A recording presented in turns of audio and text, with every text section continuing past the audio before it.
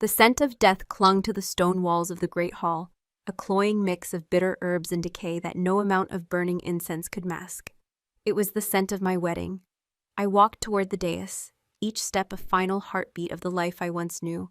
The heavy ceremonial cloak, woven with the silver thread of my Alvara lineage, felt less like an honor and more like a shroud. My family name was the only thing of value I possessed, the price of this union. I was Carith Alvara, wolfless, an omega of a disgraced line, and today I would become the King's Luna, a title that was nothing more than a gilded cage built around a tomb. The pack watched me with 1,000 pitying eyes. Their whispers followed me like wraiths, hushed words of my barrenness, my incompleteness. A hollow Luna for a dying king, an empty vessel for a fading reign. They were not wrong. King Varric Dalmorn was a ghost haunting his own throne, a legendary alpha brought low by a creeping sickness that had silenced his wolf and withered his strength. The council had decreed this union a necessity, a way to bind my family's waning influence to the throne and provide a veneer of stability as the king wasted away. I was to be his comfort, his final queen, a pretty tragedy to mark the end of an era. The air grew colder as I approached the altar. He stood waiting, leaning slightly on a carved obsidian staff, the only thing, it seemed, that kept him upright. Even diminished, his presence was a physical force, a mountain eroded by a relentless storm. Varric was taller than I remembered, his frame gaunt beneath the weight of his black fur-lined robes. Scars mapped the hard plains of his face, old stories of battles won, but the deepest wounds were the new ones etched around his eyes, shadows of pain that never receded. He was not a man. He was a monument to what he had lost. As I drew my final steps, he lifted his head and his gaze met mine. There was no fire in his eyes, only the dull gray ash of a fire long extinguished. This was not a joining of souls. It was a shared funeral. The shaman, a withered elder with eyes like polished river stones, began the ancient rite. His voice was a dry rasp, reciting the words of the sacred bond, words that spoke of unity, strength, and eternity. Every syllable was a lie. There would be no eternity for us, only the handful of months the healers had granted him. There was no strength in this union, only the desperation of a pack, facing the abyss. Zareth of the House of Alvara, the shaman droned, his voice echoing in the cavernous silence. Do you offer your loyalty, your spirit, and your life to the Alpha King, to bind your fate to his, until the moon falls from the sky? My throat was a knot of dust and fear. I was offering a life that was already forfeit, a spirit the pack deemed broken. I do, I whispered, the words barely audible. They felt like grit on my tongue. The shaman turned to the king. Varric of the House of Dalmorn, Alpha of the Black Moon Pack. Do you accept this offering? Do you claim this Luna as your own, to protect her, to honor her, and to bind your soul to hers, for all the days the mountain stands? Varric's response was a low rumble, torn from a chest that seemed to struggle with each breath. I do. It was the sound of a rock slide, distant and inevitable. Then let the bond be sealed, the shaman declared, raising his hands. Let the marking commence. This was the moment, the final irreversible act. Tradition dictated that he would mark me first, a bite to the neck that would forever brand me as his, but Varric was too weak. The council had amended the ritual, a quiet shame that hung in the air. Instead of a bite, we would join hands, a blood oath, a lesser bond for a lesser union. A tremor ran through me as the shaman produced a small silver dagger. He made a shallow cut across my palm first. The sting was sharp, and a line of crimson welled instantly, stark against my pale skin. The scent of my own blood, thin and wolfless, filled my senses. A scent of inadequacy. Then he turned to the king. Varric held out his hand, and for the first time, I saw the tremor in it. A fine, uncontrollable shiver that spoke of his profound weakness. The shaman drew the blade across his palm. Varric did not flinch, but a low groan escaped his lips, a sound of pure agony. His blood was dark, sluggish, and it smelled of sickness, of dust and bitter roots. Join your hands, the shaman commanded. Let the blood mingle. Let the spirits recognize one another. My heart hammered against my ribs, a frantic bird trapped in a cage of bone. This was it, the point of no return. I raised my trembling hand, the blood dripping from my palm onto the cold stone floor. His gaze was fixed on me, those ash-gray eyes holding a universe of resignation. He was accepting his fate, and I was a part of it. Slowly, I reached out. The space between us crackled with a strange energy, the air growing thick and heavy. The pack held its collective breath. My fingers brushed his, and the world shattered. It was not a gentle touch. It was lightning striking dry earth. A searing, blinding heat shot up my arm, a current of raw power that felt like it was ripping my soul from my body. A gasp was torn from my throat, a sound of shock and pain. The air around us exploded with the scent of ozone and burning pine, chasing away the stench of death in an instant. But the true cataclysm was happening within him. Varric's body went rigid. A violent shudder racked his frame, so powerful it nearly sent him to his knees. His obsidian staff clattered to the floor. The hand holding mine clamped down with crushing strength, his fingers like iron bands around my own. A roar of something primal and furious ripped from his throat. Not a human sound, but the deep, guttural snarl of a wolf that had been silent for months. His eyes, once dull and lifeless, ignited. The gray ash was consumed by a blazing, molten gold, the incandescent fury of a true alpha. He stared at our joined hands, at the mingling of our blood, as if seeing a viper coiled there. His breath came in ragged, desperate pants, not from weakness, but from a sudden, overwhelming surge of vitality. Life, violent and untamed, was flooding back into him. A brutal, unwelcome torrent. Beneath his skin, I could feel it. A phantom presence. A great beast stirring from a long, drugged sleep. It was his wolf, clawing its way back from the brink. Awakened by the touch of my blood, it recognized something in me, something I didn't even know was there. The bond wasn't the quiet, symbolic thing the council had planned. It was a live wire, a conduit, and through it, my own life force was being siphoned away, feeding the starving creature inside him. The shaman stumbled back, his face a mask of disbelief and terror. The pack elders surged to their feet, their faces pale with shock. This was not supposed to happen. The ritual was meant to be a quiet farewell. Instead, it was a resurrection. Varric's golden eyes snapped up to meet mine. The pain was still there, but it was different now. It was sharp, clear, and mingled with a dawning horror that was directed entirely at me. He wasn't just looking at me anymore. He was seeing through me, into the very core of the bond that had just snapped into place. He saw the ancient, terrible magic at work. He saw the exchange, his life for mine. The prophecy, the one whispered in shadowed corners and dismissed as old lore, slammed into his consciousness. When the dying king touches the hand of the hollow bride, the shadow's claim shall be reversed. The wolf will rise, and the Luna will fall. He understood. He finally understood the council's true gamble. They hadn't chosen me to comfort him in death. They had chosen me to be the sacrifice that would save him from it. His grip on my hand tightened, his knuckles white. The fire in his veins was my fire. The breath in his lungs was my breath. And the shadow that had been slowly consuming him was now turning, its hungry gaze fixing upon a new target, me. His lips parted, but no sound came out. His expression was one of absolute soul-shattering terror, not for himself, but for me. The pack saw a miracle, a king reborn, but in the blazing gold of his eyes, I saw my own death sentence being signed. He finally loosened his grip, his fingers pulling away as if my skin had burned him. As his touch left mine, a chilling cold seeped into my bones, a profound emptiness that hadn't been there moments before. It was the first taste of the shadow's claim. No, he finally choked out, the word a raw, broken thing.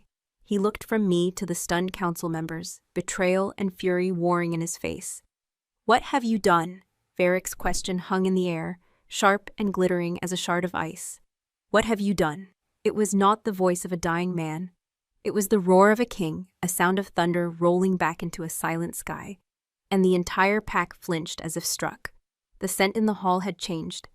The cloying miasma of sickness was gone, ripped away and replaced by the potent, electrifying aroma of a dominant alpha in his prime.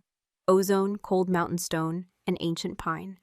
It was a scent of absolute power, and it had been absent for so long that its return was a shock to the system. Elder Kalen, the grizzled head of the council with a face like carved granite, stepped forward. His expression was not one of guilt, but of grim, unyielding resolve. "We have done what was necessary, my king. We have saved our pack." "Saved it?" Varric's laugh was a harsh, terrifying bark that held no humor. "You call this salvation? Tying my life to the destruction of an innocent? You have made me a parasite, a carrion feeder." He took a step toward them, and for the first time in a year, there was no weakness in his stride. There was only coiled, lethal strength. The council members instinctively took a step back. I stood frozen between them, the epicenter of the earthquake. The warmth from his hand had vanished, leaving a cold that was now seeping deeper into my marrow. It was more than a physical chill. It was an encroaching emptiness, as if the color and vibrancy of the world were being slowly leached away, leaving only shades of gray. I looked down at my palm. The cut the shaman had made was already a faint silver line, but the skin around it felt numb, dead. A wave of dizziness washed over me, and I swayed, my vision tunneling. "The legends were clear," Kalen pressed on, his voice strained but firm, projecting for the entire hall to hear. "The Alvara line carries a dormant spark. In a wolfless omega, that spark is pure life essence, untethered to a beast. The prophecy spoke of a union that could reignite a dying alpha's flame. It was a sacrifice, yes. One life to preserve the king, and with him, the thousands of lives that depend on his strength. A sacrifice." He said the words so easily, as if speaking of a felled deer, not my life. My life, which had been deemed worthless by everyone, including myself, was now suddenly valuable enough to be currency for a king's. The irony was a bitter acid in my throat. I had spent my entire existence in the shadows, a disgrace for my lack of a wolf, a constant reminder of my family's fall from grace. They had treated me as less than nothing, an empty space at the table. And now they had found a use for that emptiness. They were using my hollowness to fill his. Varric's golden eyes blazed. "You speak of prophecy and sacrifice, Kalen. I speak of damnation. You have cursed me.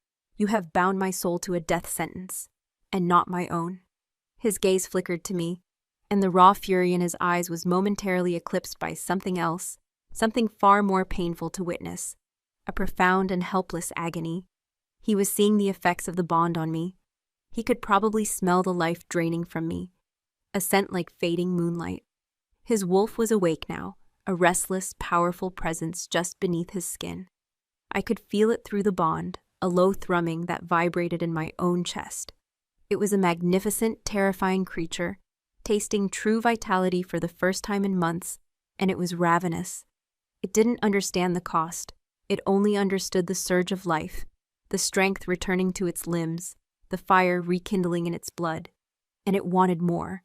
It was drawing on me, pulling the very essence of my being through the newly forged connection, and there was nothing I could do to stop it. "She is your Luna now, Varric." Another elder chimed in, his voice trembling slightly. "The bond is sacred. It is done." "She is my prisoner," Varric snarled, his voice dropping to a low, dangerous growl that sent shivers down my spine. "And I am her executioner." The world tilted again, more sharply this time. The torches lining the walls seemed to dim, their flames shrinking. The murmuring of the pack became a distant, buzzing drone. The cold was an ache in my bones now, a deep and settled weariness that felt ancient. I was 18 years old, but in that moment, I felt as though I had lived 1,000 years and was finally fading into dust. My knees buckled.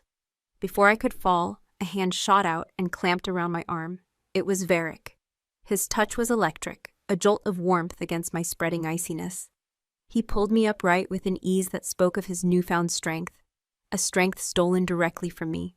The contact was a dizzying paradox.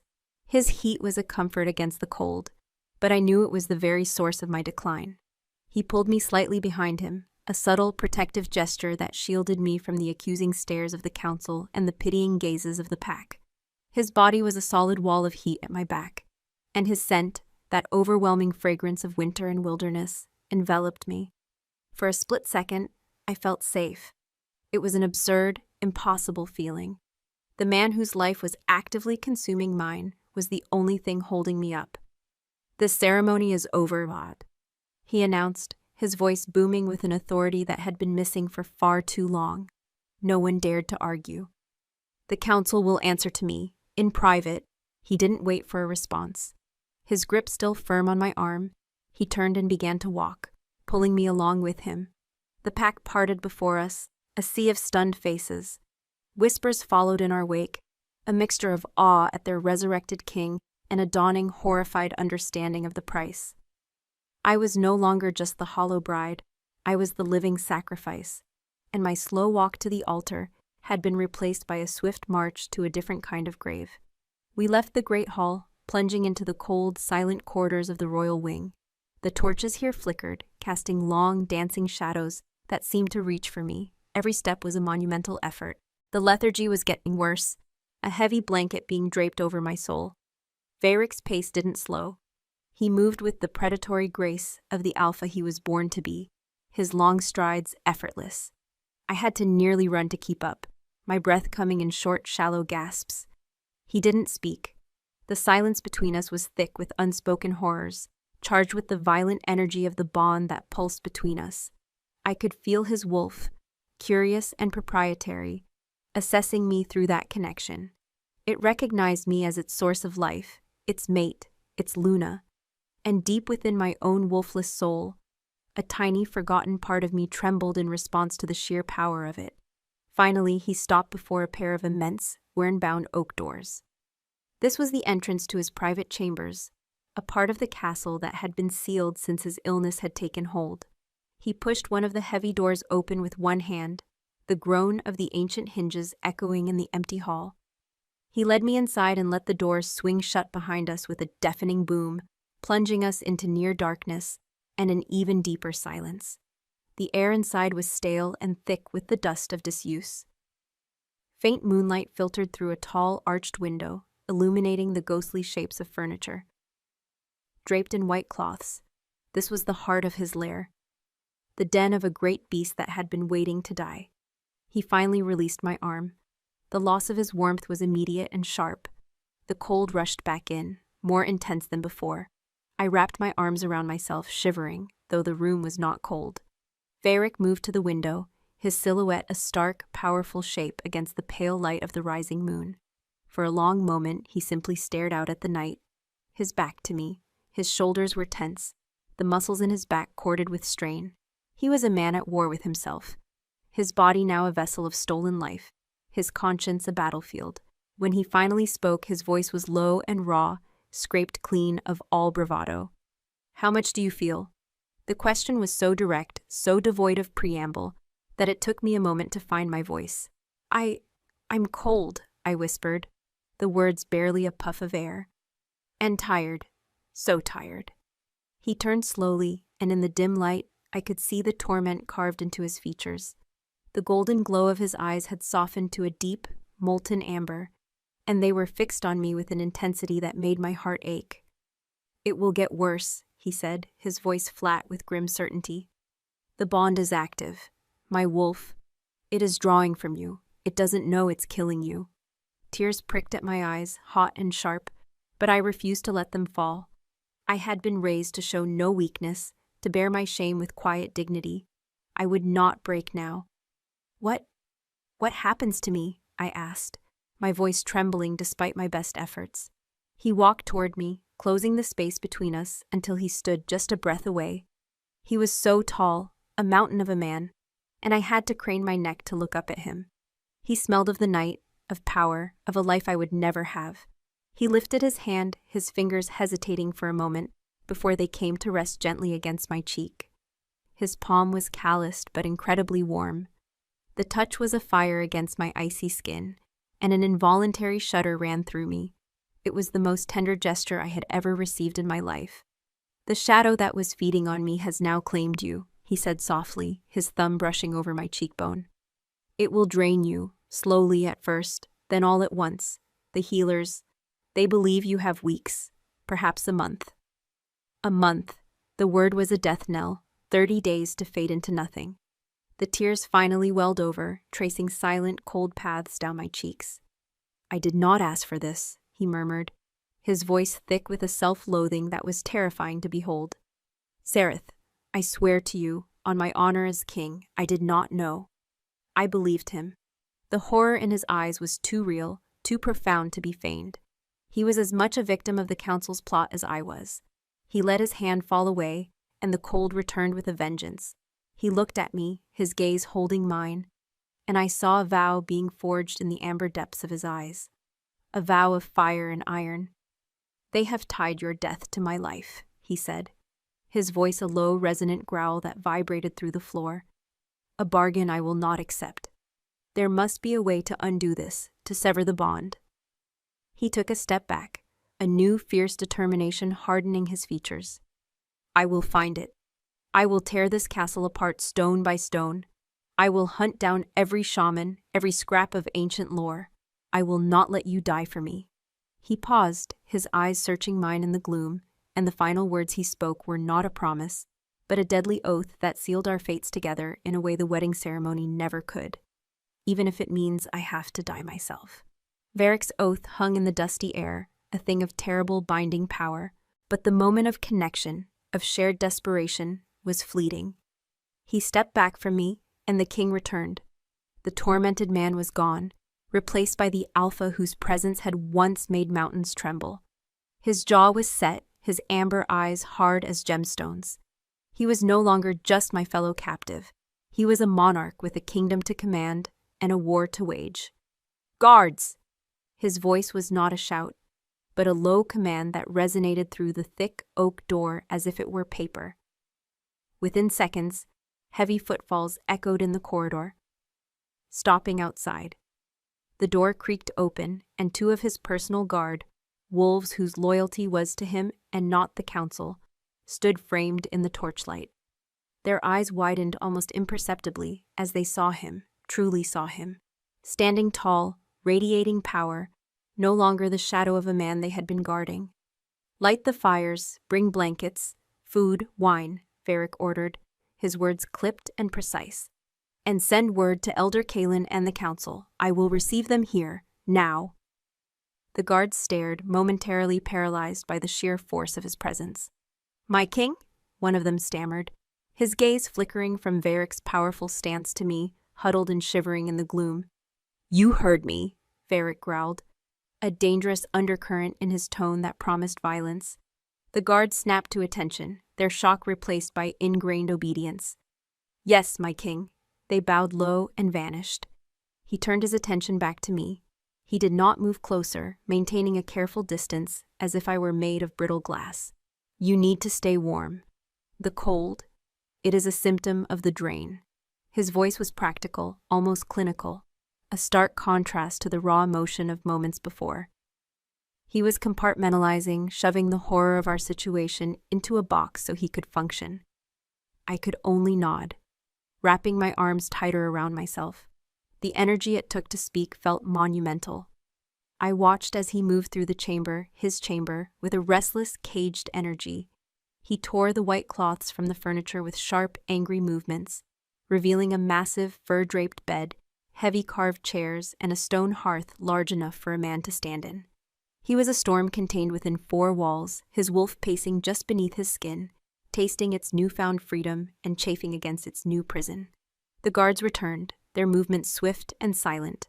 Within minutes, a roaring fire was crackling in the hearth, chasing the deepest shadows from the room and painting the stone walls in dancing shades of orange and gold. They laid a thick pile of wolf pelts and woolen blankets on a chaise lounge near the fire and placed a tray with bread, cheese, and a flagon of deep red wine on a small table beside it. They did all this without looking directly at me, their gazes averted as if I were a ghost. Perhaps I was. "Leave us," Varric commanded once they were finished. The guards bowed again and retreated, closing the doors and leaving us once more in profound silence, broken only by the hungry crackle of the flames. "Eat," he said, his back to me as he stared into the fire. "You need your strength." The irony was so cruel it was almost laughable. My strength was already feeding him. I looked at the food, the rich scent of it making my stomach clench, but I felt no hunger. It was another sign of the creeping emptiness. The simple human desires were fading first. Still, I sank onto the chaise and pulled a heavy fur blanket over my shoulders. The warmth was a blessing, a temporary reprieve from the ice in my veins. I forced myself to break off a piece of bread, the texture like sawdust in my mouth. It wasn't long before the council arrived. Their scents preceded them: the dry, papery smell of Kaelin, the sour scent of another's fear, the metallic tang of defiance from a third.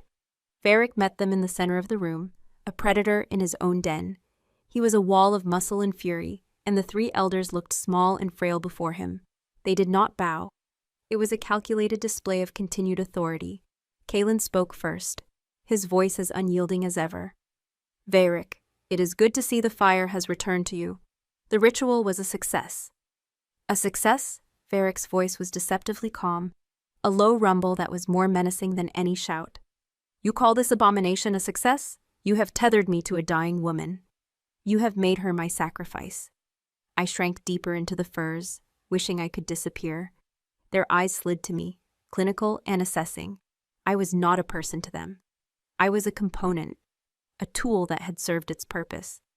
The pack needed its alpha, Kaelin stated, his chin high. Your sickness was a rot spreading through us. Rogues test our borders daily. The eastern packs watch us like vultures. Without your strength, we would have been torn apart before the next full moon. Her life weighed against the thousands in this pack. The choice was simple mathematics. It was not your choice to make, Varric roared, and the force of his voice made the very stones seem to vibrate. The wine in the flagon trembled. Her name is Sereth. She is your Luna, and you sentenced her to death without a trial, without a voice. She is a wolfless omega from a fallen line, another elder spat, his fear making him cruel. She had no future. We gave her purpose. We gave her a noble end. A noble end. To fade away into nothing, a human battery for their king. The bread turned to ash in my mouth. Varric took a menacing step forward, and the elders flinched. Her purpose is whatever she chooses. Her end will not be as your sacrificial lamb. His gaze was chilling. You invoked the old magic, the prophecy. You will tell me everything you know about it. Every word, every scroll you consulted. And you will tell me how to sever this bond. Kaelin's face was a stony mask. There is no known way. The magic is absolute. The exchange is final. To sever the bond now would be to kill you both. The shock would extinguish both flames at once. The hope that had flickered within me died a swift, brutal death. Kill us both. So that was his choice. Watch me die, or die with me. Liar, Varric growled. No magic is absolute. There is always a loophole, a price. You will find it, or I will strip you of your titles, your land, and your names. You will be exiled, cast out as rogues for the vultures you so fear to feast upon. I give you until sunrise. The threat was absolute. Exile was a fate worse than death for a pack wolf. The elders paled, their arrogance finally cracking. For the first time, true fear scented the air. They saw the king they had created, and he was more ruthless than they had bargained for. We will consult the archives, Kaelin ground out, his voice tight with fury and defeat. But we make no promises, my king. Then pray you find one. Varric dismissed them with a wave of his hand. They turned and fled, their departure far less dignified than their arrival. The room fell silent again. The confrontation had drained what little energy I had left. The world was beginning to feel muted, the vibrant colors of the fire dulling to a soft, hazy orange. Varric stood for a long time, his breathing heavy, the aftermath of his rage rolling off him in palpable waves. Finally, he turned to me, his expression grim. We will not wait for them. He strode over to a section of the wall that looked like solid stone and pressed a specific block.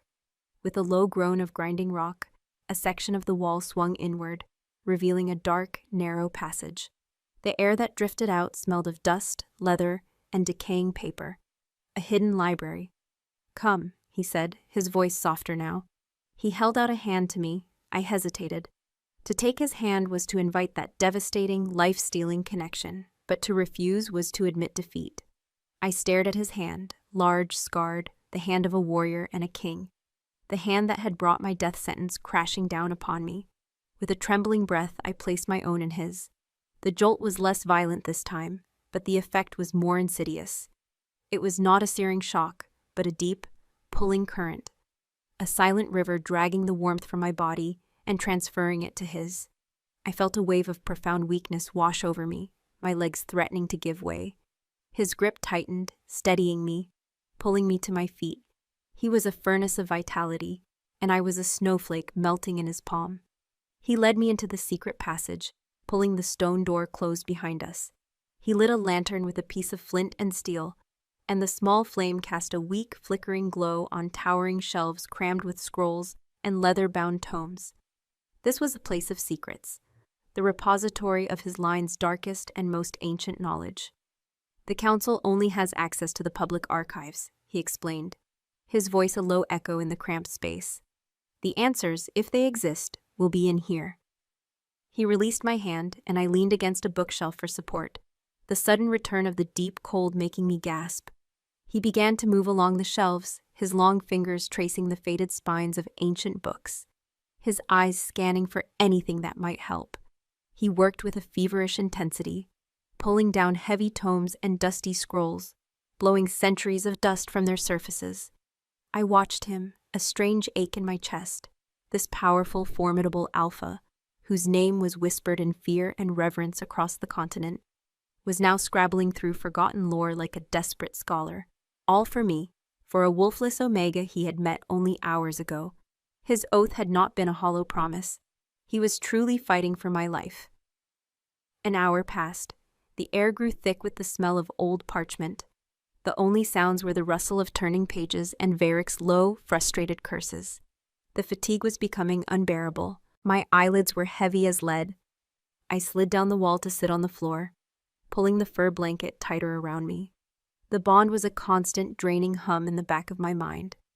Through it, I could feel the frantic energy of his wolf, its impatience, its possessiveness.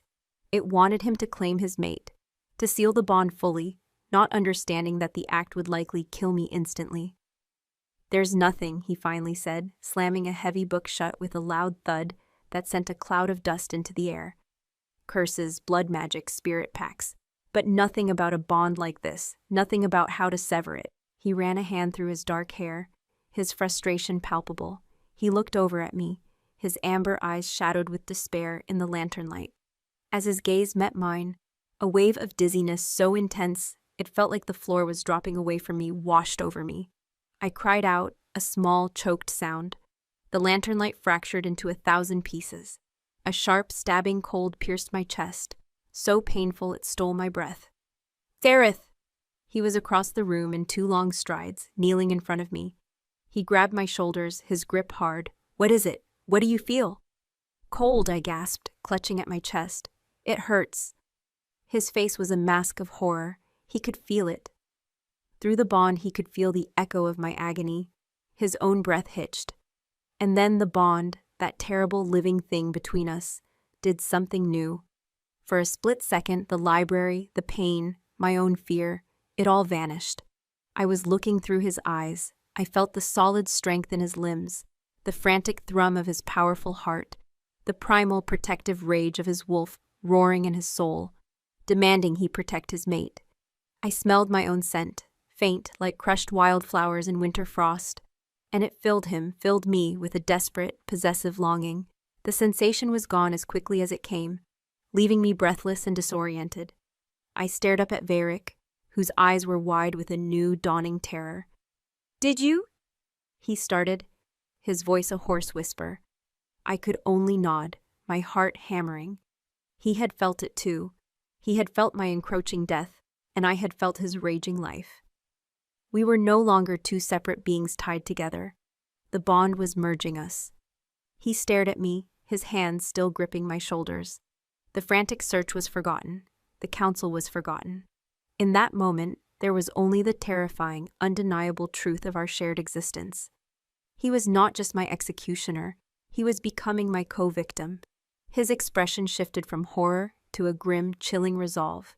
He looked at me as if seeing the only solution, the only path left, and through the bond, I felt a flicker of his thought, a terrifying, sacrificial idea taking root in his mind, and my blood ran colder than it ever had before.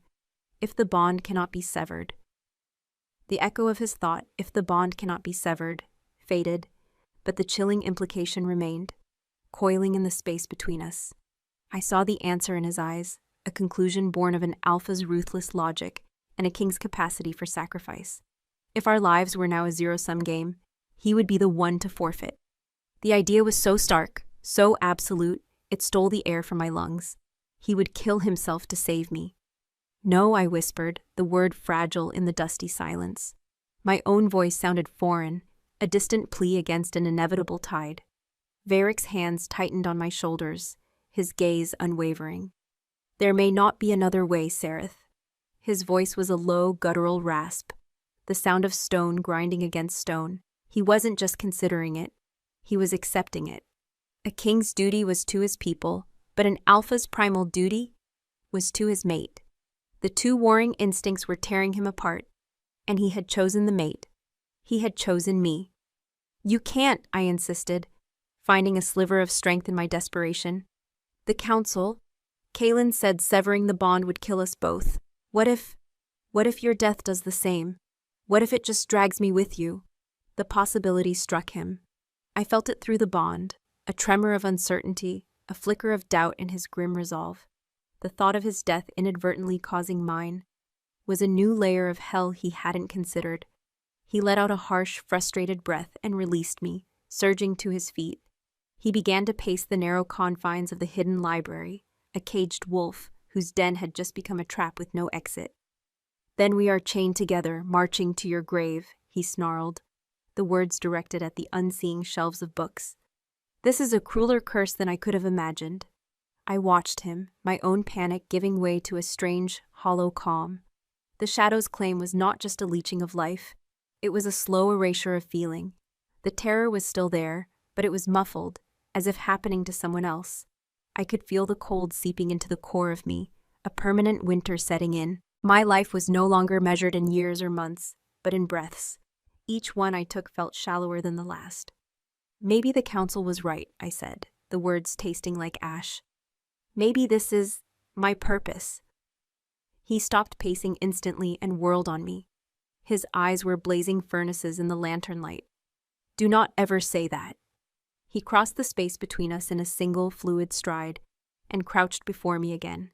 He didn't touch me, but his proximity was a physical force, a wall of heat and power. Your purpose is not to be kindling for my flame. Your life is your own. I will not have it. Do you understand me, Sereth? I will not have it. The vehemence in his voice was staggering. No one had ever spoken of my life as if it held intrinsic value. To my family, I was a shame. To the pack, a burden. To the council, a tool. But to this man, this king who was bound to me by a parasitic magic, my life was a thing to be fought for, to be defended with a ferocity that bordered on madness. A single hot tear escaped and traced a path through the dust on my cheek. He saw it and his expression fractured, the anger giving way to that raw, helpless agony I had seen before. He reached out, his hand hovering near my face, then seemed to remember the consequence of his touch, and drew it back, clenching it into a fist at his side. The simple, aborted gesture was more intimate than any touch. Sunrise is coming, he said, his voice strained. Kaelin will return. They will have found nothing, and they will expect me to accept this, to accept you as the price for my recovery. He looked away from me, his gaze turning inward. They will be disappointed. He rose and offered me his hand once more. This time I did not hesitate. As my fingers met his, the familiar draining current began, but I focused on the warmth, on the solid strength of his grip as he pulled me to my feet. Every touch was a trade, a moment of his strength for a piece of my life. We returned to his chambers. The fire had burned down to a bed of glowing embers, and the first pale gray light of dawn was filtering through the high window. The room felt different. It was no longer a tomb, but a king's chambers, awake and alive, filled with his scent and the restless energy of his presence. He led me to the chaise and gently pushed me down, covering me with the furs. Rest, he commanded softly. The less energy you expend, the slower the drain. I wanted to argue, to say that I couldn't rest, but the exhaustion was a physical weight pressing me down, my eyes fluttered closed of their own accord. As I drifted on the edge of consciousness, I heard the heavy doors open. I didn't have the strength to open my eyes, but I could smell them. The council had returned. Well, Varric's voice was a low growl, devoid of any hope. My king, Kalen's voice was strained, formal. "We have searched the archives, as you commanded. The prophecy is obscure. It speaks of the hollow bride and the fading king. It details the transfer of life, the reawakening of the Alpha's wolf." "I am aware of the effects, Kalen," Varric bit out. "I asked for a solution, a reversal." There was a heavy silence. Then Kalen spoke, his voice dropping. "There is no reversal. The texts are clear. The bond is a one-way conduit. Life essence once given cannot be recalled. However, Varric's tone was sharp, laced with sudden, desperate attention. "There is a mention, a whisper, not of severing the bond, but of balancing it."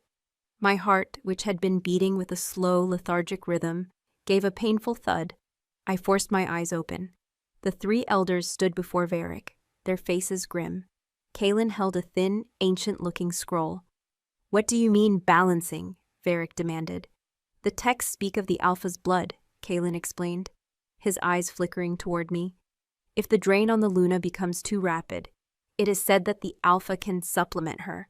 A willing offering of his own blood given directly, it will not stop the drain, it will not save her, but it will slow it. It buys time." Time. The word was a splash of cold water. It wasn't a cure, but it was a reprieve. "How?"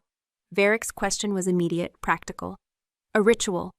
At the heartwood of the old forest, where the moon is brightest, the Alpha must open a vein and the Luna must drink. It is an act of supreme intimacy, of shared life and shared death.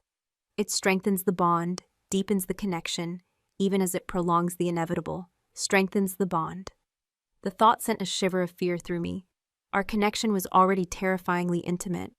What would it become if we were to literally share his blood, his life force? That brief, disorienting moment of seeing through his eyes, feeling his wolf, would that become more frequent, more permanent? "It is a dangerous path," the third elder warned, his voice shaking, "to intertwine your souls so deeply. The legends say it can drive both parties mad. You will feel her fading, King Varric. Every moment of it. And she will feel your power, a constant reminder of what she can never have. It is a refined and elegant form of torture." Varric was silent for a long moment, processing their words. He turned his head, and his gaze met mine across the room. I was fully awake now, propped up on one elbow, the furs pooled around me. He saw the question in my eyes, the terror and the sliver of hope. "Prepare the ritual," he said to the council, his voice leaving no room for argument. His eyes never left mine. "Tonight." Kalen nodded, a flicker of something unreadable, relief, respect, in his old eyes. "As you command, my king." He and the others bowed, a gesture of true deference this time, and left us alone once more. The day passed in a blur.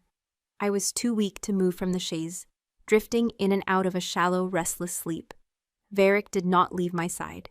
He sat in a heavy carved chair near the fire, watching over me, a silent, brooding guardian. He did not read, he did not speak. He just watched, his expression a mask of grim determination.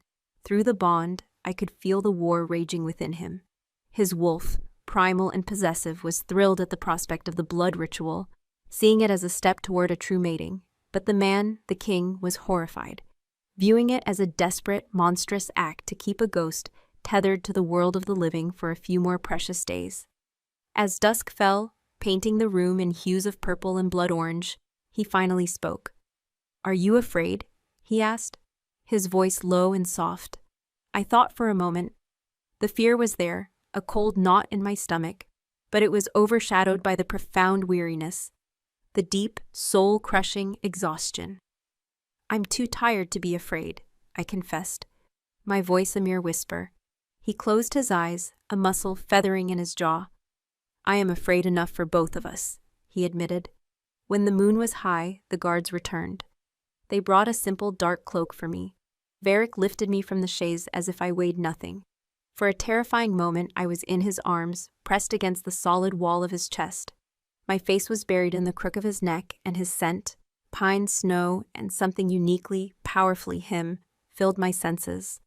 The contact was an agony and an ecstasy. I felt life being siphoned out of me at an alarming rate, a dizzying rush of weakness, but at the same time the sheer protective strength of his hold was the safest I had ever felt. He set me on my feet, holding me steady as he draped the cloak over my shoulders. "It is time," he said. We walked through the silent castle, 2 of his personal guards leading the way with torches, 2 more following behind. We were a somber royal procession on our way not to a coronation, but to a dark and desperate sacrament. We passed out of the castle gates and into the ancient forest that bordered it. The air here was different, breathing. It smelled of damp earth, decaying leaves, and the sharp, clean scent of pine. The full moon was a perfect silver disk in the sky, casting the woods in an ethereal, black and silver light. The path grew wilder, the trees older and more gnarled, their branches reaching down like skeletal fingers. Finally, we reached a small clearing. In the center stood a single, enormous heartwood tree, its bark pale as bone in the moonlight, its vast canopy blocking out the stars. This was a place of old power, a place where the veil between worlds was thin. The air hummed with a latent magic that made the hairs on my arms stand up. The guards formed a protective circle around the clearing, their faces grim, and then turned their backs, giving us privacy for what was to come. Varric led me to the base of the great tree. He turned to face me, and in the stark moonlight, his face was a study in conflict and sorrow. The golden amber of his eyes seemed to glow with an inner light. "Sereth," he began, his voice rough with emotion, "I would give anything to undo this, to take your place." "I know," I whispered. Without another word, he drew a small, wicked-looking dagger from his belt. The blade was obsidian, black and gleaming.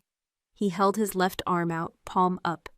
The moonlight caught on the network of old scars there, but he ignored them, positioning the tip of the blade over the tender skin of his wrist, directly over the heavy, pulsing vein. His eyes met mine, holding my gaze. "Do not be afraid." Then with a single smooth motion, he drew the blade across his skin. The obsidian blade sliced through Varric's flesh with a faint wet sound that was shockingly loud in the silent clearing. Dark blood, almost black in the moonlight, welled up instantly. It did not flow sluggishly as it had during our wedding ceremony. It pulsed, a strong, steady rhythm that spoke of the roaring life now coursing through his veins. My life.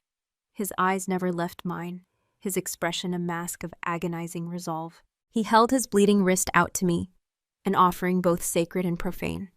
The scent of his blood hit me like a physical blow. It was nothing like the thin, wolfless scent of my own. His was a potent, intoxicating aroma of ancient forests, of winter storms, of raw, untamed power. It was the scent of the wild, the scent of the wolf, and it awakened a primal, desperate thirst deep within me that I had never known existed. My body trembled. This was wrong, a monstrous act. But the cold in my bones, the deep settled weariness that had become my constant companion, cried out for the warmth his blood promised. My own life, faint as a flickering candle flame, yearned for the inferno he offered. "Sereth," he said, his voice a low, commanding rumble. "Drink." Hesitantly, I raised my shaking hands and took his wrist. His skin was hot beneath my cold fingers. The steady, powerful beat of his pulse vibrated through my palms, a frantic drumbeat of life. I looked from the raw, open wound to his face. The pain of the cut was nothing to him. The true agony was in his eyes, in the terrible necessity of this act. He was asking me to feed on him, to partake in a ritual that bound us closer in this shared damnation. I bent my head. The scent was overwhelming now, filling my head, drowning my senses. My lips brushed against his skin, and a shudder racked his entire body. I felt it through the bond, a jolt of pure, agonizing sensation, the scorching touch of my cold lips against his fever-hot skin, the desperate need of his wolf to pull me closer, to claim me, to mark me properly. It was a dizzying torrent of his feelings, his desires, crashing into the quiet emptiness of my own soul. I pressed my lips to the wound. The first taste was of salt and heat and power. It was not just blood, it was life itself, concentrated and pure. It slid over my tongue like liquid fire, chasing the deep, unending cold from my mouth, from my throat. A wave of warmth spread through my chest. The first true warmth I had felt since our hands had joined. It was a sunrise breaking within me, a resurrection. I drank. The primal, instinctual part of me took over. The part that wanted to live. I was no longer Therese Alvara, the disgraced Omega. I was a dying creature clinging to a lifeline, and I drank from it with a desperation that shamed me. Varric's breath hitched. A low groan was torn from his chest, a sound of both exquisite pain and something else, something deeper and more complex. I felt it through the bond, the sensation of his life force flowing into me, the weakening in his own limbs as strength flooded mine. But mingled with the drain was a current of pure, possessive pleasure. His wolf was exultant. This was the ultimate act of ownership. His blood, his life, was now inside me, marking me from the inside out. He was claiming his mate in the most fundamental way possible. The world behind my closed eyelids began to change.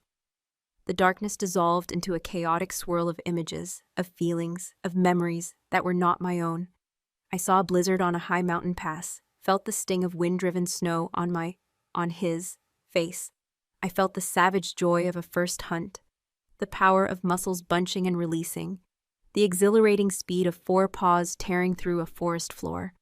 I smelled the blood of a rival alpha on my hands and tasted the bitter tang of a necessary betrayal. I was seeing his life. The bond, fortified by his blood, had become a window into his soul. The warmth was a roaring bonfire now, pushing back the encroaching shadow. The gray veil over my vision burned away, and the colors of the world returned with a startling, painful intensity. The silver of the moonlight, the deep green of the moss on the heartwood tree, the impossible, blazing amber of his eyes. My heart, which had been beating with a slow, tired flutter, began to pound with a strong, steady rhythm that matched his. The stabbing ache in my chest was gone. I pulled back, gasping, my lips stained dark with his blood. The world was sharp and clear, almost painfully so. The fatigue was gone, replaced by a thrumming energy, a vitality that felt borrowed and illicit. I looked up at Varric. His face was paler now, a faint sheen of sweat on his brow. He was leaning more heavily against the ancient tree, the hand not held by mine, braced against the trunk for support. I had taken something from him, not just blood, but a measure of his strength. He looked down at me, his expression unreadable. The pain and horror were still there, but they were now mingled with a stunned, profound awe. The bond between us had changed. It was no longer just a parasitic drain. It was a two-way street, a turbulent, swirling river of shared sensation and emotion. He could feel the life returning to me, the warmth spreading through my limbs, and I could feel the slight tremor of weakness in his. We were a closed circuit, a perfect, terrible system of exchange. "It worked," I whispered, my voice stronger than it had been in days. "For now," he said, his voice strained. He pulled his wrist from my grasp and tore a strip of cloth from his tunic, wrapping it tightly around the wound. The bleeding slowed, then stopped. "It bought you time, nothing more." But it felt like more. It felt like a breath of air to a drowning woman. I could stand on my own. The world did not tilt when I moved my head. I felt alive. And it was the most addictive, terrifying feeling I had ever known. How could I ever go back to the gray emptiness after tasting this? "The elder was right," Varric said, his voice low as he watched my face. "This is a torture." He was right. To be given this reprieve, this taste of true vitality, only to have it inevitably fade, it was crueler than a swift end. Every beat of my now strong heart was a reminder that it was beating on borrowed time, with borrowed life. His wolf, however, was not concerned with the future. It was consumed by the present. Through the bond, I felt its raw satisfaction. It was a possessive, triumphant hum that vibrated in his chest. Mine, the feeling seemed to say. Mine to protect. Mine to feed. Mine. The strength of its emotion was so powerful it was almost my own. A strange, unfamiliar warmth bloomed in my chest, a feeling of being cherished, of being wanted, that had nothing to do with the life-giving properties of his blood. It was the wolf's affection, its claim, and it was directed at me. "We should go back," Varric said, pushing himself away from the tree. He was steady on his feet, but I could feel the subtle effort it took. He was an ocean of power, and I had taken but a single cup, yet even he could feel the loss. As we turned to leave the clearing, a sudden, piercing howl split the night. It was not from one of our guards. It came from deeper in the forest, a wild, mournful sound filled with challenge and hunger. Rogue. Instantly, Varric's guards materialized from the shadows, forming a tight circle around us, their hands on the hilts of their swords. Varric pushed me behind him, his body a solid shield. His own posture changed, his shoulders broadening, his head lifting as he scented the air. He let out a low growl, a sound that was pure alpha, a rumbling threat that vibrated through the soles of my feet. It was a warning. This is my territory. This is my Luna. Stay back. Another howl answered, closer this time, and another. It wasn't one rogue. It was a pack. My king of Faz, the captain of his guard said, his voice tense. They are bold. They must have sensed your previous weakness. My weakness is gone, Varric stated, his voice cold iron. Let them come and test my recovery. But I knew the truth. They were not just sensing his recovery. They were smelling me. They were smelling the ritual. The air was thick with the scent of his spilled blood, a powerful lure. But now it was mingled with my own scent, which had changed. Before, I smelled of nothing, of absence. Now, infused with his blood, his life, my scent was a beacon. I smelled of an omega, yes, but an omega claimed by a powerful alpha, an omega brimming with a stolen, potent life force. To a hungry rogue pack, I was an irresistible prize, a source of power to be taken. The rustling in the undergrowth grew louder. The circle of guards tightened. Varric drew his own sword, the sound of steel sliding from its scabbard unnervingly loud. The moonlight glinted off the long, deadly blade, and then they came. They burst from the trees not as men, but as wolves. Great, shaggy beasts, larger and leaner than pack wolves, their eyes glowing with a feral yellow light.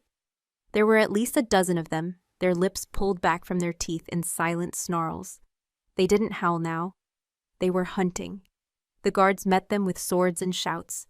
A clash of steel on fang and claw. The clearing erupted into a maelstrom of violence. It was a brutal, bloody dance in the moonlight. Varric did not join the fray.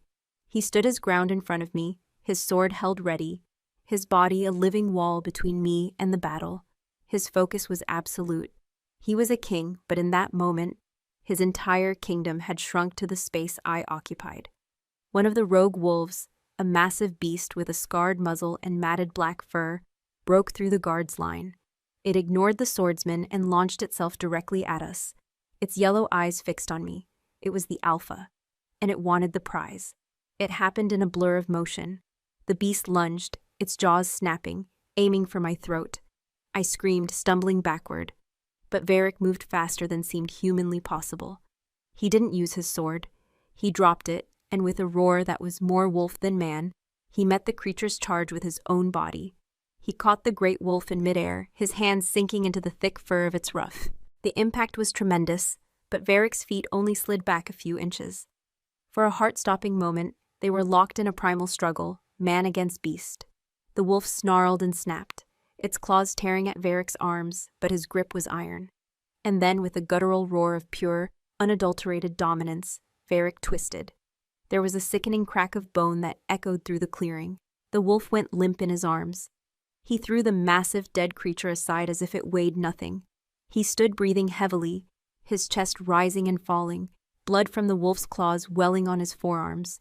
He turned to me, his amber eyes blazing with the fire of battle, with the fury of his protective instincts. The man was gone. In his place was the alpha, the predator, the king of wolves. He saw the terror on my face, and his expression softened, just for a fraction of a second. He took a half-step toward me, and then he stopped. His eyes widened, not with anger, but with a new, dawning horror. He wasn't looking at me. He was looking at my hands. I followed his gaze. I had thrown my hands up to shield my face when the wolf lunged. They were still there, trembling in the air in front of me. And from the tips of my fingers, shimmering in the moonlight, grew long, sharp, unmistakable claws of shadow and silver light. The claws were not real, not solid. They were constructs of shimmering, semi-translucent energy, moonlight given form and purpose, tipped with the deep black of a starless night. They were beautiful and terrifying, an extension of my own fingers, humming with a power that felt both alien and intimately familiar. I stared at them, my mind unable to process what I was seeing. I was wolfless, an omega, a hollow vessel. Such a manifestation of power was impossible. The sounds of the battle faded to a dull roar in the background. My entire universe had shrunk to the space between my own hands and Varric's horrified, disbelieving gaze. The thrumming energy that had filled me after the blood ritual was now concentrated in my hands, spilling out of me, taking this impossible shape. It was his power, his life force, being channeled through me and twisted into something new, something that was neither his nor mine. "Zareth," Varric breathed, his voice a raw whisper of awe and terror. He took a cautious step toward me, his battle fury completely forgotten. As he moved closer, the spectral claws wavered and dissolved, vanishing into faint wisps of silver smoke that curled around my fingers and then were gone. I was left staring at my own pale, empty hands, which were trembling violently. Had I imagined it? But the look on Varric's face told me it was real. The distraction was almost fatal. From the corner of my eye, I saw another rogue, leaner and faster than the alpha, slip past the guards. It had been circling, waiting for an opening, and Varric's momentary focus on me had provided it. It didn't lunge, it sprang, a silent gray blur, aiming for Varric's unprotected side. There was no time to shout a warning. There was no time to think. There was only a surge of pure primal terror for him. My own life, his life, our cursed, intertwined existence. It all funneled into a single, desperate impulse. Protect him. I threw my hands out again, not in defense of myself, but toward the attacking wolf. I didn't know what I was doing. I didn't know what to expect. I only knew that I could not let it reach him. This time, it wasn't claws. A wave of force, visible as a shimmering distortion in the moonlit air, erupted from my palms. It was not a physical blast, but a wave of pure, concentrated sensation. It was the feeling of absolute, soul-crushing despair. The shadow's claim, the encroaching emptiness that had been consuming me, was weaponized. The wolf was 2 feet from Varric when the wave hit it. The creature yelped, a sound of pure agony, and its lunge faltered. It stumbled, its powerful limbs suddenly uncoordinated.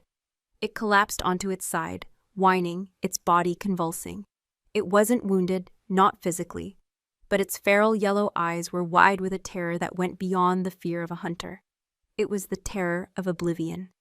It was feeling what I had been feeling for days, the slow, cold erasure of its own life force. I had pushed the shadow onto it. The effort was catastrophic. The borrowed energy, the warmth from Varric's blood, vanished in an instant, consumed by the incredible exertion. It was like a dam breaking. The cold rushed back in, 1,000 times more powerful than before.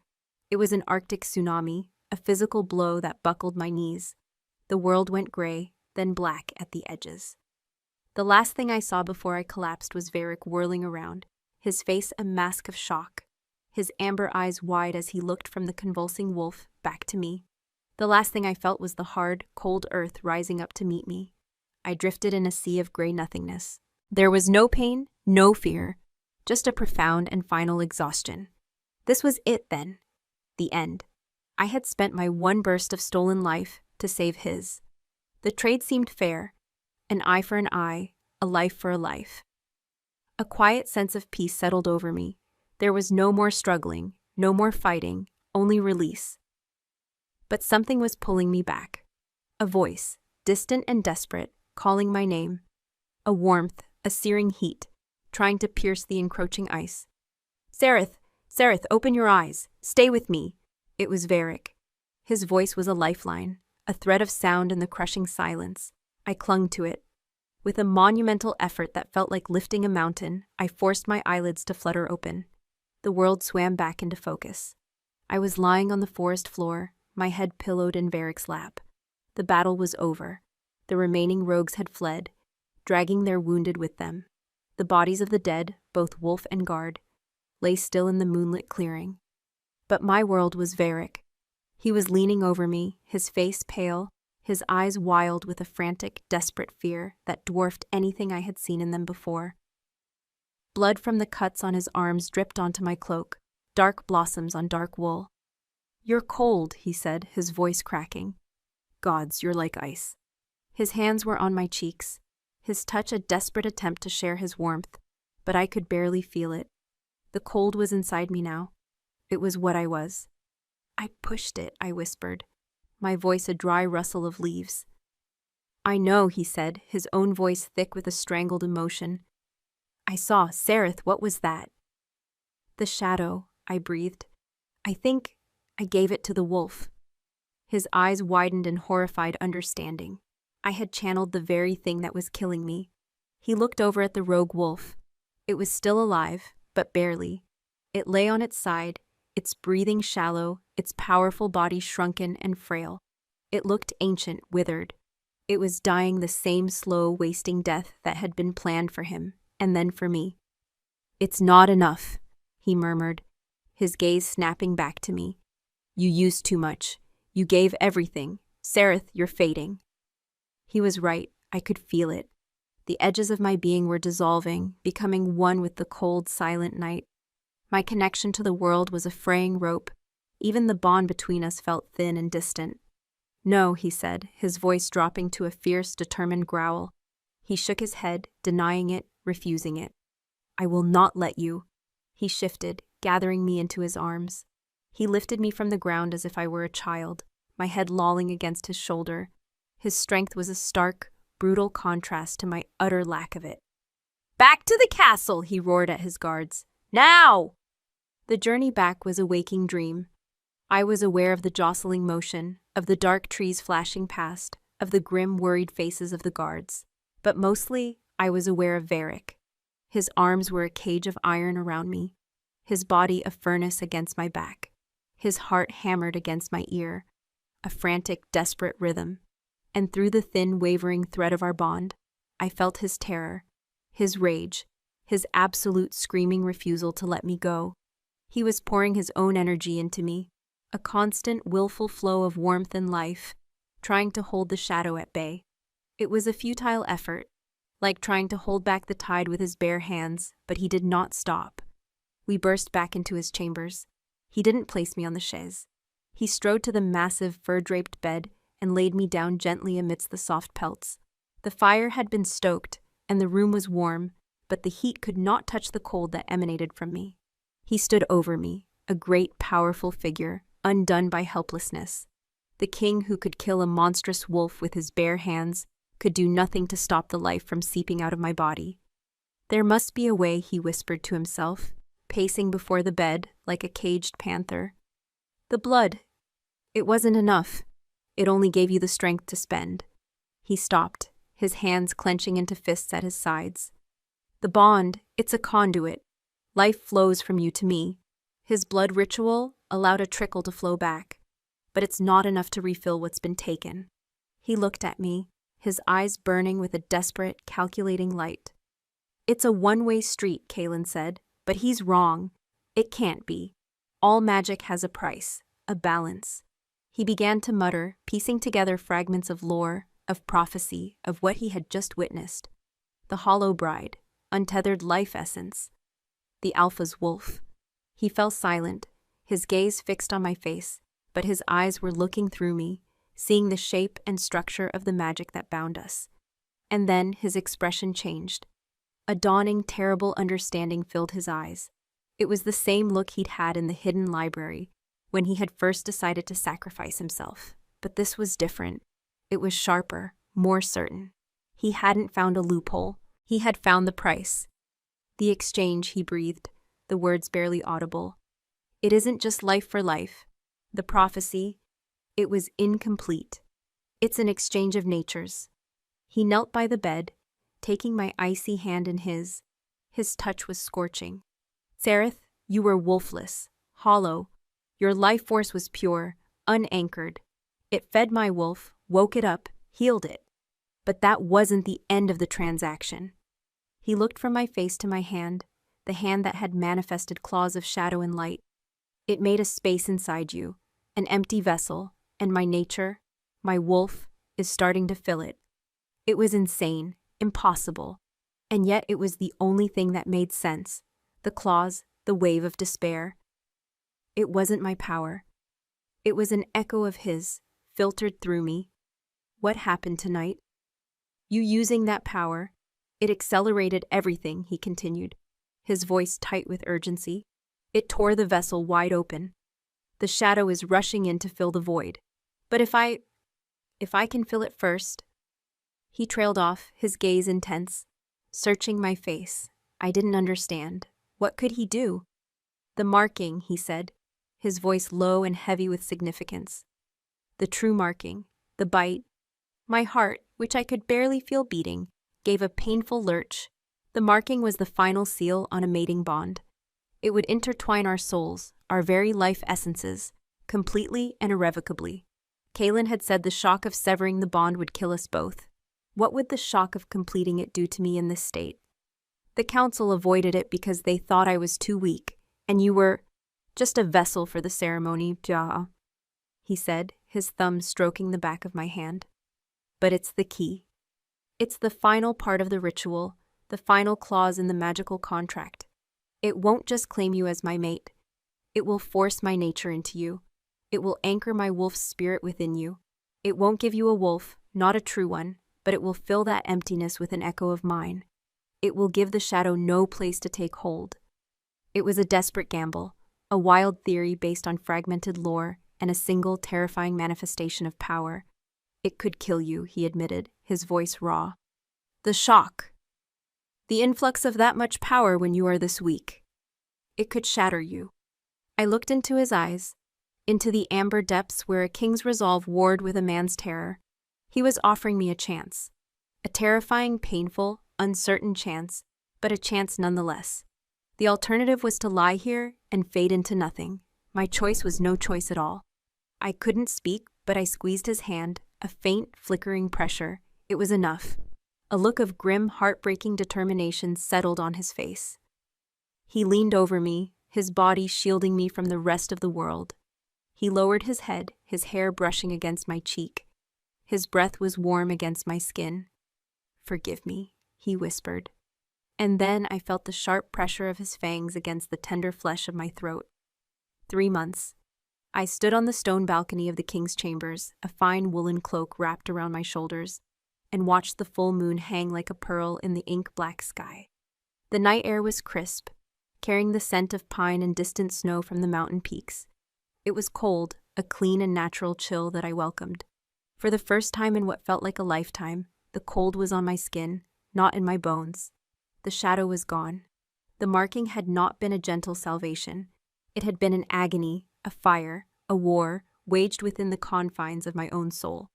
When Varric's fangs had pierced my skin, it was not just his essence that flooded me, but the full, untamed spirit of his wolf. It was a tidal wave of primal power, of ancient instinct, of pure alpha dominance, crashing into the fragile emptiness within me. The shock had nearly torn me apart. For days I lay in a fever dream, caught between two opposing forces.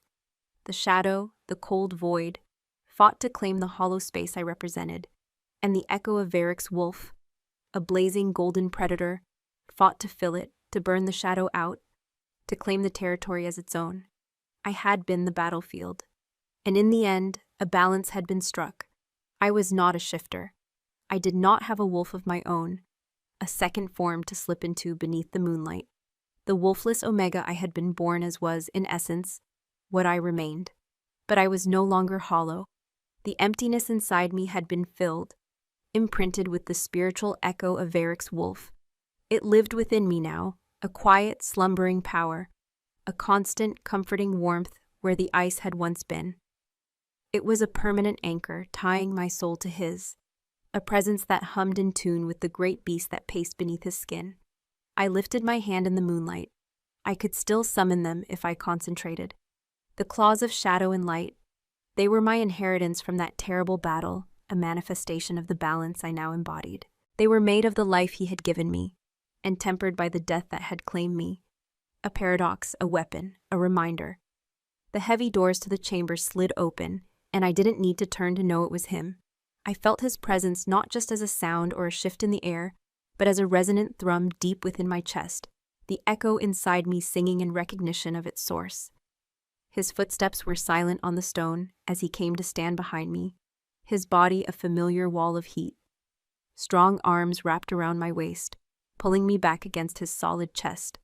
He rested his chin on my shoulder, his warm breath ghosting across my neck, near the place where a faint silver scar now resided. It was no longer a wound, but a seal, a promise. "You'll catch a chill," he murmured, his voice a low, contented rumble that vibrated through me. "Never again," I answered softly. Leaning my head back against his shoulder, I covered his hands with my own, lacing our fingers together. The simple touch was no longer a transaction of life and death. It was just a touch, filled with a warmth that was mutual, shared, and endless. Our bond was no longer a parasitic curse or a desperate two-way channel of survival. It was a placid, deep river, a constant, silent current of affection, of awareness, of absolute belonging that flowed between us. I could feel his contentment, his quiet strength, and the fierce, unwavering love that was always directed at me. "The moon is beautiful tonight," he said, his gaze following mine to the sky. "It suits you," I smiled. The moon was no longer a harbinger of a fate I could not participate in. It was simply part of our world. "And the pack is quiet," I noted, closing my eyes, extending my new senses. I could feel them, a sprawling, interconnected web of minds and spirits spread throughout the valley. I could not hear their individual thoughts, but I could feel the tenor of their collective soul, content, secure, strong under the rule of their restored king and his unusual Luna. They no longer looked at me with pity or scorn. They looked at me with a mixture of awe and reverence. I was the Luna who had brought their king back from the grave, the wolfless Omega who had faced down a pack of rogues and survived the Shadow's claim. My quiet, broken existence had been burned away, and from the ashes, a new life had been forged. "What happened to them?" I asked, my voice barely a whisper. "Kaelin and the others."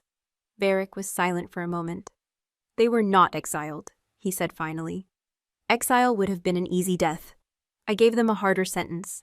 They were stripped of their titles, their lands, their places on the council. They now serve the pack. Kaelin, the great strategist, oversees the kitchens. Lauren, who called you an empty vessel, cleans the kennels.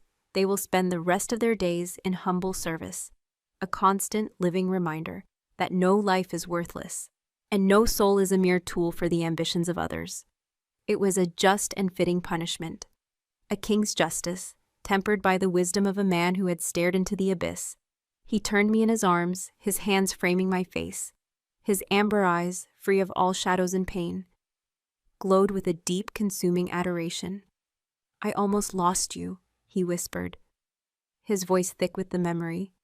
"In that clearing, and again, on that bed, I have faced armies and beasts, Kareth. I have never known a terror like the thought of my world without you in it. But I am here," I said, raising a hand to touch the old scar on his cheek. "You saved me." "No," he shook his head, a fierce, passionate light in his eyes. "We saved each other. Your life woke my wolf. And my wolf. It gave you a place to anchor yours." He leaned down and pressed his forehead against mine, his scent of pine and winter enveloping me. "You are my Luna, my mate, my miracle, the hollow bride who filled the emptiness in my own soul." Tears welled in my eyes, but they were tears of a profound, overwhelming joy. I was not a symbol. I was not a sacrifice. I was loved. By a king, by an alpha, by a man who had been willing to die for me, and had instead shown me how to truly live. He kissed me then, a deep, possessive kiss that held all the promises of the future. There was no desperation in it, only the certainty of 1,000 sunrises to come. It was the kiss of a beginning, not an end. When he pulled away, we stood in the quiet of the night, two souls who had been sentenced to death, bound by a curse that had, by some impossible twist of fate, become our salvation.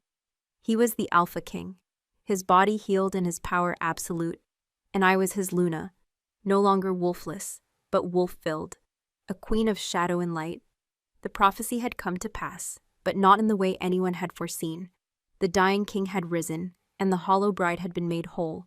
He took my hand, his grip warm and sure, and together we looked out over the sleeping valley that was our home, our future. And in the quiet dark, beneath a waking moon, our story truly began.